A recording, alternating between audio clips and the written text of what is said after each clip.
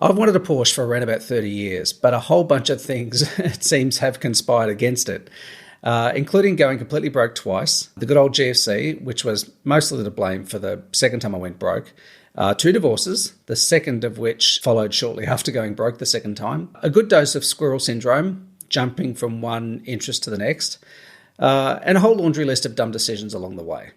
But all good things come to those who refuse to quit, and so this video is kind of a love letter to the eventual attainment of that goal, how that goal changed, and why I'm glad it did. Last year, Porsche launched a trial of their drive rental program here in Melbourne, Australia, where you can rent a selection of current model Porsches for a day, a weekend, or even a whole week. So, after vacillating for a couple of weeks, I ponied up the not inconsiderable $1,800 and booked myself a weekend with a Carmine Red 992 911 Carrera S. Luckily, my weekend tryst coincided with a mix of interesting weather, and so after 800 kilometres of freeways, urban streets, coastal roads, and challenging mountain passes, both in the dry and in the wet, to no one's surprise, it was everything that I hoped it would be. Well, almost. Hold that thought. 6 months later, I sold 35 of my possessions to buy this 10-year-old 981 base model Boxster with PDK, and I drove all those same roads again. And to my genuine surprise, it was actually better than a brand new 911. Not in every way, and we'll get to those in a minute, but boy, it was good. By the way, if you don't know me, my name is Peter Fritz. I have been a photographer and writer, mostly for the car and tech industries for about 4 decades, but these days I shoot mostly landscapes and completely for my own pleasure. But my passion for cars has not diminished one bit. So for me, the perfect day usually includes a car of some description, a beautiful landscape somewhere, and a camera. And if possible, my son Tommy as well. But getting back to the 911, yes, it was blisteringly fast, surgically precise, beautifully made, and of course beautiful to look at. If you've read or watched any comparisons between the 911 and its rivals, you'll know that more often than not, it ends up taking home the silverware. It's that good. Indeed, nothing from Ferrari, McLaren, Lamborghini, Jaguar or AMG manages to combine its sporting credentials with such restrained aggression, elegant proportions, and day-to-day usability. There is, quite simply, nothing else like a Porsche 911. Except maybe another Porsche, particularly Boxster or Cayman. In Australia, the list price of a base 911 Carrera is around $315,000. Add the sports exhaust and the sport chrono package found on my 10-year-old Boxster, and it's about $330,000. My car, with its incredible PDK transmission, sport chrono, sports exhaust, and 20-inch Carrera Classic wheels, and 76,000 kilometres on the clock, cost me the grand total of $78,000. But why is this so exciting to me? Well, cars first entered my bloodstream when I was about 8 years old, when my dad first started teaching me to drive. Yes, 8. In his Valiant, which we used to call the bulldozer. And then after that, his Mazda 1400 van with a 4-speed column shift. It would be another 4 years before my next passion was ignited, photography, after my dad gave me his beloved Voigtlander Vittoret. And in that very same year, 1970, my very first motorbike arrived on the scene, a bright red Honda XR75. At about this time, my dad and I also began camping in the rugged Victorian high country. And so everything coalesced, cars, motorbikes, photography, and camping, into probably one of the best periods of my life, my teen years. All 4 of these interests became passions of mine, and they went on to shape a huge part of my daydreams, my ambitions, and my career. So getting this car represents a dream that I've had and lost many times since the first Boxster broke cover in 1995. Now, I've been creating landscape photography videos for a while, but there is one video that I really enjoyed making, and that was the one about the 911. In that video, I made a rather bold claim. To me, it's just not worth the $350,000 price tag, which is a good thing. It means I can finally let go of this long-held dream and instead focus on getting myself a car that will deliver 90% of the thrills for less than 30% of the price. And that's how I came to buy the Boxster.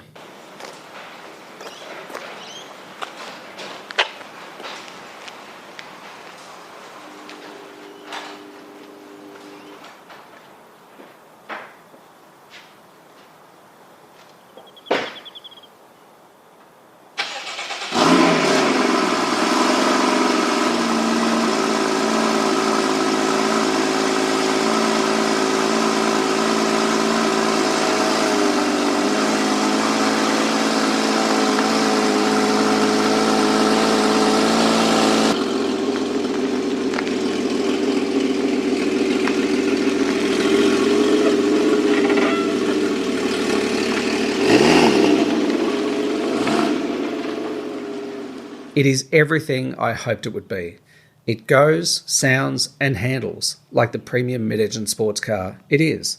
It's built like a Porsche sports car. That is, very, very well. And so far, despite a mix of rush hour commuting, long-distance sloping, and B-road thrashing, it has been unutterably reliable. Economical too, seeing as little as 6 litres per 100 kilometres on the freeway. And after 2 services, one for the transmission and one scheduled service, plus rear brakes, it's been rather inexpensive to maintain as well. No more, in fact, than my Mazda MX-5 or Mitsubishi Pajero, which had an astonishingly pricey $3,500 service just before I sold it. Both services at Porsche Melbourne were under $1,000 each. Along the same roads that I'd driven 6 months prior in the 911, this Boxster performed at least as well, especially along the Eildon Jamison Road, which copped some drizzle along the way, just like it did when I was driving the 911. And I felt it inspired even greater confidence thanks to its mid-engine layout and the difference in weight distribution that offers compared to the 911 with its engine swung over the rear axle. It really was brilliant along that road. I could push that car really hard with absolute confidence. It was fantastic. So, true to my prediction, it really has delivered at least 90% of the 911 driving experience for less than 30% of the 911's asking price. 22%, matter of fact. Sure, it's not as fast, but the roof peels off, and it has 2 boots, a cavernous one in the front, which you can literally fit a person in, and a shallow but wide one in the back. And when the weather, the roads, and the destination all align, I would argue that there are a few cars on the planet that can deliver as many smiles per dollar as a 6-cylinder Porsche Boxster. And I know I'm not alone in that assessment either. I love the way it looks too. Sure, the 911's rear is highly worshipable, think Sofia Vergara versus Keira Knightley, but it's still very pretty, the Boxster. And those sculptured air intakes down the side look rather purposeful, probably because they are. I also love that the audio and HVAC controls still have physical buttons and that the steering wheel isn't festooned with a million buttons and touch interfaces, looking at you, Mercedes-Benz. Oh, and that the entire instrument cluster doesn't look like a widescreen TV. The other day I went to a car dealership and sat in a couple of Range Rovers, the Velar and a Range Rover Sport current models, and I couldn't believe how cheap and nasty they actually felt in terms of their human interfaces. Couple of big screens, couple of dials, couple of buttons, and that was it. It didn't look clean and slick and modern. It just looked cheap and nasty. It looked like this was the cheapest, easiest way for them to deliver all the human interface controls in the car, and because it was supposedly modern, it was supposed to be better, but it just isn't. There is nothing like the feel of well-made, mechanical, tactile buttons, things that move when you press them, things that you can feel with your hand while you keep your eyes on the road and operate different elements of the car. There's nothing better than that. Touchscreens suck. I hate the bastards. Anyway, back to the Boxster. The thing is, I can drive this car gently and enjoy quiet progress whenever I feel like it. Yet when I feel inspired, think windy road and a can of Red Bull, I can hit the sports exhaust for added oral excitement or turn everything up to 11 with a Sport Plus button. It is a proper Jekyll and Hyde.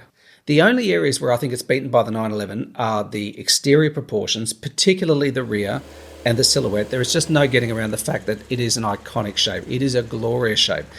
There's a very good reason why they haven't messed with it too much over the last few decades, because the shape just worked from day one. And all they've done, in my opinion, is refine it, extend it, and accentuate the bits that really look good and get rid of the sort of little fussy elements that detract from its gorgeous proportions. To my eye, there is no other car on the road which is as clean and refined and as beautiful and as elegant as the 911. Another couple of areas, of course, where the 911 beats the Boxster and Cayman is in horsepower, depending on which model, but for the most part, for example, a base model 911 is going to be a lot more powerful than a base model Boxster and Cayman. And, the options available with the 911 in the upper reaches of its range are just stratospherically powerful compared to the Boxster and Cayman. That said, there are Boxster and Cayman iterations now which are extremely powerful, and in fact there is a new one that's just come out which has something like 500 horsepower. So they're not slow cars by any measure anyway. And of course the other big one is resale value. There is just something about the way a 911 clings to its value. There are older 911s now which I wouldn't have poked with a stick, which are worth a fortune now. they just hang on to their value and they just grow in value.